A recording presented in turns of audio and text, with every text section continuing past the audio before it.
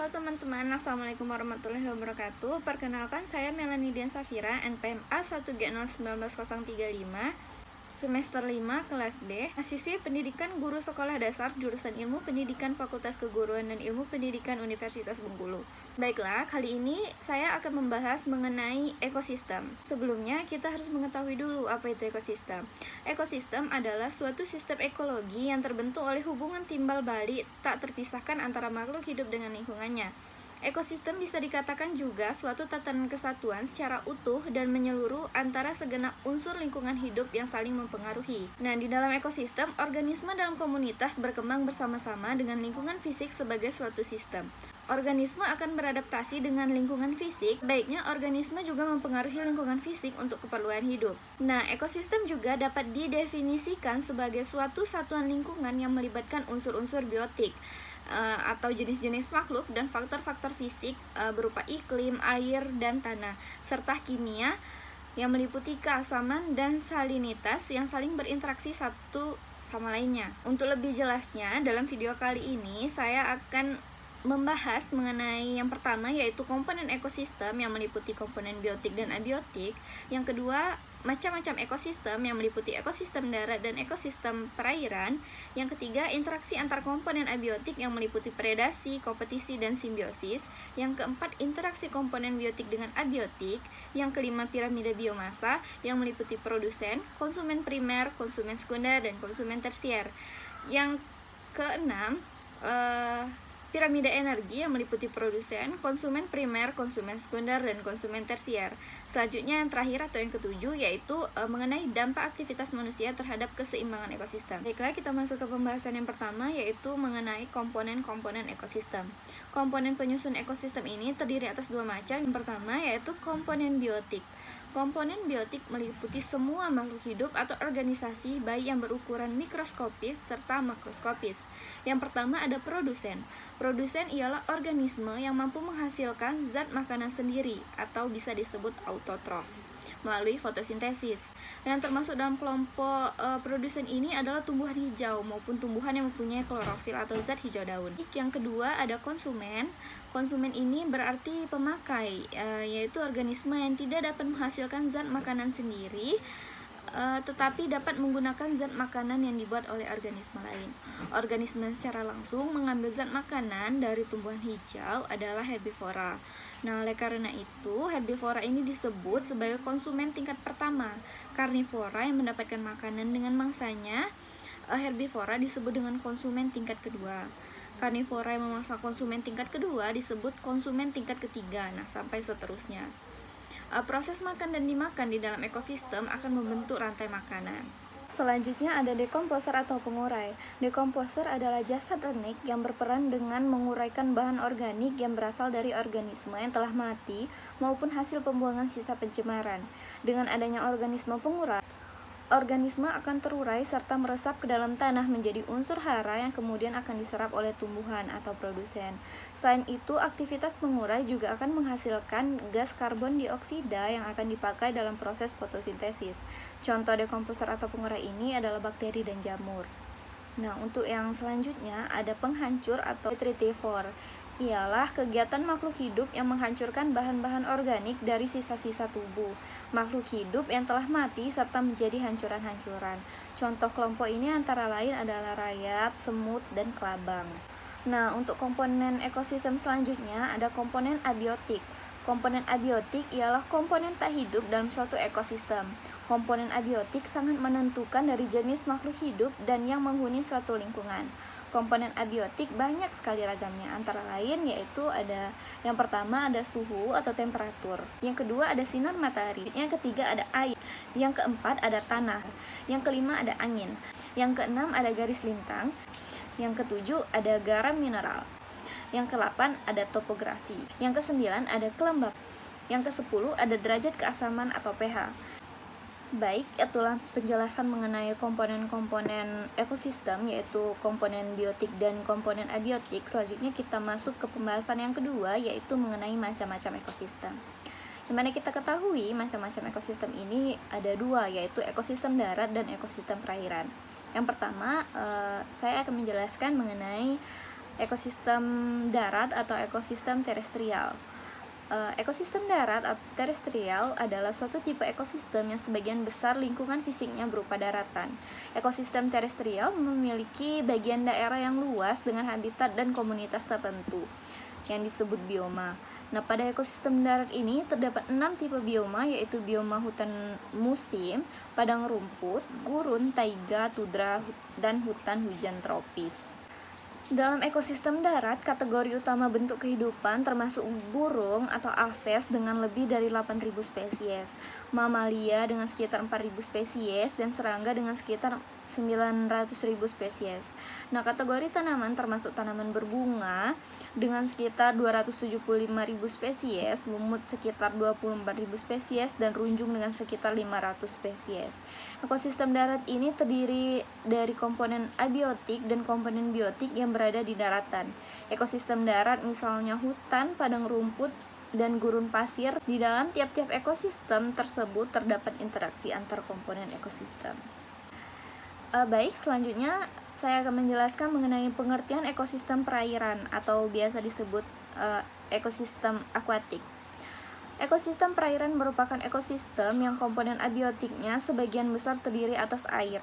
Makhluk hidup atau komponen biotik dalam ekosistem perairan dibagi dalam beberapa kelompok, misalnya plankton yang terdiri atas fitoplankton dan zooplankton.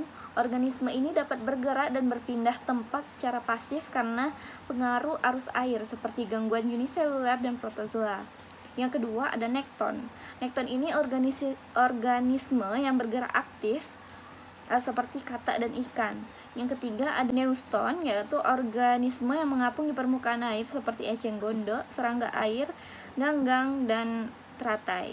Yang keempat ada bentos, yaitu organisme yang berada di dasar perairan seperti cacing, udang, ganggang, dan kepiting. Yang kelima yaitu ada perifiton atau organisme yang melekat pada organisme lain seperti siput dan ganggang. Nah, macam-macam ekosistem perairan atau akuatik ini, yang pertama ada ekosistem air tawar. Ekosistem air tawar ini adalah suatu bentuk menyeluruh atau tatanan yang ada di dalam air tawar dan sekitarnya yang terdiri dari makhluk hidup di dalam air tersebut dan lingkungan air tawar itu sendiri. Ekosistem air tawar sering dikatakan juga sebagai perairan darat. Yang kedua ada danau. Danau adalah perairan darat yang ukurannya lebih besar daripada kolam. Akan tetapi batas-batas ukuran danau tidak jelas. Para ahli juga menyebutkan danau adalah perairan darat yang mempunyai kedalaman air sedemikian rupa sehingga dasar perairannya selalu gelap karena tidak dapat tercapai oleh cahaya matahari. Yang ketiga ada sungai. Sungai adalah suatu badan air yang mengalir ke satu arah. Air sungai tentu dingin dan jernih, serta mengandung sedikit sedimen dan makanan. Aliran air dan gelombang secara konstan memberikan oksigen pada air. Suhu air bervariasi sesuai dengan ketinggian dan garis lintang. Yang keempat ada rawa. Ekosistem air tawar berupa rawa memiliki habitat dengan ciri-cirinya adalah variasi temperatur atau suhu rendah, kadar garam rendah, penetrasi cahaya yang kurang, dipengaruhi iklim dan cuaca di sekitar, dan memiliki tumbuhan-tumbuhan tingkat tinggi, yaitu tumbuhan dikotil dan monokotil. Tumbuhan tingkat rendah meliputi alga, jamur, gulma, ganggang, dan ganggang hijau yang berfungsi sebagai produsen, serta memiliki ikan air tawar yang dapat dijadikan sebagai sumber pangan protein hewani. Ya, selanjutnya ada ekosistem air laut. Ekosistem air laut merupakan sumber daya hayati dan non-hayati lebih kurang 70% dari permukaan bumi tertutup oleh laut. Wilayah Indonesia yang terdiri atas lebih dari 13.000 pulau dikelilingi oleh laut. Berdasarkan bentuknya, ekosistem air laut dapat dibedakan menjadi lautan, pantai, estuari, dan terumbu karang. Nah, selanjutnya saya akan membahas mengenai interaksi antar komponen biotik dalam suatu ekosistem. Penjelasan definisi, perbandingan serta contoh dari kompetisi, predasi, dan simbiosis. Tentu ada banyak sekali spesies makhluk hidup yang ada di dunia ini. Beberapa di antaranya bahkan dapat hidup saling berdampingan di dalam sebuah komunitas tertentu, selama mereka memiliki kebutuhan yang berbeda satu sama lain dan satu lingkungan ekosistem. Kehidupan saling berdampingan seperti itu akan dapat terpenuhi apabila kebutuhan hidup terhadap sumber makanan yang sama tersedia dalam jumlah yang berlebihan. Namun, jika sumber-sumber kebutuhan hidup tersebut dalam keadaan terbatas, maka tidak menutup kemungkinan bahwa hubungan antar spesies akan berubah menjadi ke arah bentuk persaingan ataupun kompetensi di dalam ekologi komunitas. Di dalam interaksi komponen biotik dalam ekosistem ini meliputi yang pertama ada kompetisi. Ini merupakan siklus kegiatan antar makhluk hidup. Kompetisi ialah bentuk dari interaksi antara dua makhluk hidup atau lebih yang dapat mengakibatkan makhluk hidup tersebut mengalami kerugian baik dalam hal kebutuhan hidup dan lain sebagainya. Yang paling diperebutkan adalah kebutuhan hidup. Makhluk hidup akan saling berebut kebutuhan hidup apabila sumber daya yang dibutuhkan menipis dan tidak mencukupi. Dalam hal ini yang paling sering diperebutkan adalah tempat berlindung, sarang, sumber makanan, dan juga pasangan untuk kawin. Contohnya misalkan tikus dan burung pipit, mereka memiliki kesamaan dalam hal makanan dan sama-sama memakan padi. Maka dari itu ada kompetisi interspesifik yang terjadi di antara burung pipit dengan tikus. Tidak menutup kemungkinan bahwa antar semua tikus dan semua burung pipit akan terjadi kompetisi yang termasuk dalam kompetisi intraspesifik. Yang kedua ada predasi. Dalam siklus interaksi antar makhluk hidup akan selalu terdapat hubungan satu spesies memakan spesies yang lain. Dengan kata lain, predasi adalah bentuk interaksi antar spesies di mana satu spesies memakan spesies yang lainnya. Dalam aktivitas ini, yang berperan memakan konsumen disebut predator, sedangkan pihak spesies yang dijadikan makanan dikenal sebagai mangsa. Predator berasal dari kata bahasa Latin yaitu praeda yang memiliki arti sebagai pemangsa. Pemangsa adalah semua makhluk hidup yang hidup dengan memperoleh sumber-sumber yang diperlukan untuk makan dengan memakan makhluk hidup lain. Selanjutnya yang ketiga ada simbiosis. Simbiosis ini merupakan istilah untuk menunjukkan adanya interaksi antara dua organisme yang hidup berdampingan. Ada beberapa bentuk simbiosis, yakni simbiosis mutualisme, komensalisme, amensalisme, dan parasitisme. Yang pertama, simbiosis mutualisme. Simbiosis mutualisme adalah interaksi antara dua organisme yang bersifat saling menguntungkan. Simbiosis ini disebut juga simbiosis obligat. Contohnya, interaksi antara serangga dengan tanaman berbunga. Serangga membantu tanaman untuk penyerbukan. Adapun tanaman menyediakan nektar yang terkandung dalam bunga bagi serangga sebagai sumber makanannya. Yang kedua ada simbiosis komensalisme, yaitu interaksi antara dua organisme yang menguntungkan salah satu pihak tetapi tidak merugikan pihak lainnya. Contohnya adalah hubungan antara ikan hiu dan ikan remora. Ikan remora yang melekatkan tubuhnya pada tubuh ikan hiu menggunakan alat pelekat menjadi aman dan terhindar dari ancaman pemangsanya. Ia juga mendapatkan sisa-sisa makanan yang tercacar dari mulut ikan hiu. Selanjutnya, simbiosis amensalisme atau antagonisme. Simbiosis amensalisme atau antagonisme adalah interaksi antara dua organisme yang merugikan salah satu pihak, sedangkan pihak lain tidak terpengaruh atau bisa juga diuntungkan. Simbiosis ini merupakan cara untuk melindungi diri dari ancaman organisme atau populasi lain, misalnya dengan menghasilkan senyawa, asam, racun, dan antibiotik. Yang terakhir ada simbiosis parasitisme, yaitu interaksi antara dua organisme yang memberikan keuntungan salah satu pihak dan merugikan pihak lainnya. Pihak yang diuntungkan disebut parasit, sedangkan pihak yang dirugikan disebut inang. Contoh adalah interaksi antara pohon dengan benalu. Benalu mendapatkan makanan dari pohon, sedangkan pohon dirugikan karena makanannya diambil oleh benalu. Yang pertama ada simbiosis mutualisme. Mutualisme adalah salah satu jenis simbiosis yang berbentuk interaksi yang saling menguntungkan.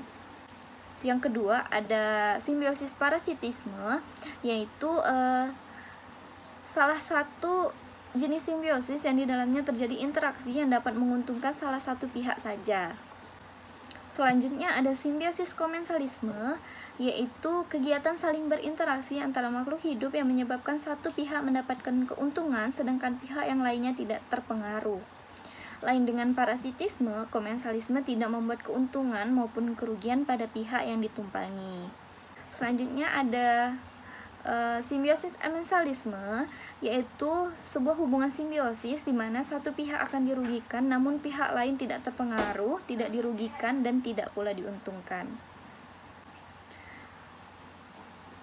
Kemudian ada simbiosis protokooperasi, adalah kegiatan interaksi yang dapat menghasilkan keuntungan secara bersama-sama. Ini berbeda dengan mutualisme karena kedua pihak makhluk hidup yang terlibat satu sama lain akan saling bergantung. Selanjutnya ada interaksi komponen biotik dengan abiotik. Kita ambil contohnya, misalnya interaksi ikan dengan air, interaksi manusia dengan atmosfer, dan interaksi tumbuhan dengan cahaya matahari. Baik, selanjutnya saya akan menjelaskan mengenai piramida biomassa. Piramida biomassa yaitu suatu piramida yang menggambarkan berkurangnya transfer energi pada setiap tingkat tropik dalam suatu ekosistem. Pada piramida biomassa, setiap tingkat tropik menunjukkan berat kering dari seluruh organisme di tingkat tropik yang dinyatakan dalam gram atau meter persegi. Umumnya, bentuk piramida biomassa akan mengecil ke arah puncak. Dapat dilihat seperti PowerPoint yang saya sajikan, karena perpindahan energi antara tingkat tropik tidak efisien. Selanjutnya saya akan menjelaskan mengenai piramida energi. Piramida energi menggambarkan banyaknya energi yang tersimpan dalam 6 tahun yang dipakai senyawa organik sebagai bahan makanan. Dasar penentuan piramida energi adalah dengan cara menghitung banyak energi tiap satuan luas yang masuk ke tingkat tropik dalam kurun tertentu, misalnya per jam, per hari, atau per tahun. Piramida energi mampu memberikan gambaran lebih akurat tentang kecepatan arus energi dalam ekosistem dan produktivitas pada tingkat tropik. Kandungan energi tiap tropik ini sangat ditentukan oleh tingkat tropiknya, sehingga wujud grafiknya sesuai dengan piramida ekologi yang sesungguhnya di ronde yang terkait. Yang terakhir, saya akan menjelaskan mengenai dampak aktivitas manusia terhadap keseimbangan ekosistem. Yang pertama itu ada penebangan liar dan pembakaran hutan. Penebangan pohon yang dilakukan secara liar atau dilakukan secara berlebihan bisa merusak lingkungan hutan. Berkurangnya jumlah pohon bisa mempengaruhi keseimbangan ekosistem hutan yang menjadi habitat hewan dan tumbuhan. Yang kedua, ada penggunaan pestisida secara berlebihan. Merawat tanaman menggunakan pestisida bertujuan mengurangi jumlah hama. Namun, jika pestisida berbahan kimia digunakan berlebihan, ini tentu saja bisa menyebabkan pencemaran tanah dan lingkungan pertanian. Selain itu, penggunaan pestisida berlebihan bisa membunuh hewan selain hama, sehingga populasi hewan itu juga terpengaruh. Selanjutnya yaitu pembangunan pabrik atau industri dan pemburuan hewan secara liar. Pemburuan hewan secara liar bisa menyebabkan sebagian hewan menjadi langka atau bahkan punah. Hewan yang semakin langka atau punah bisa mempengaruhi keseimbangan lingkungan karena rantai makanan hewan terganggu. Ini bisa menyebabkan bertambah banyaknya populasi tumbuhan atau hewan tertentu dan bisa mengganggu ekosistem. Baik, itulah yang dapat saya sampaikan mengenai ekosistem. Mohon maaf apabila ada kesalahan. Saya akhiri. Wassalamualaikum warahmatullahi wabarakatuh.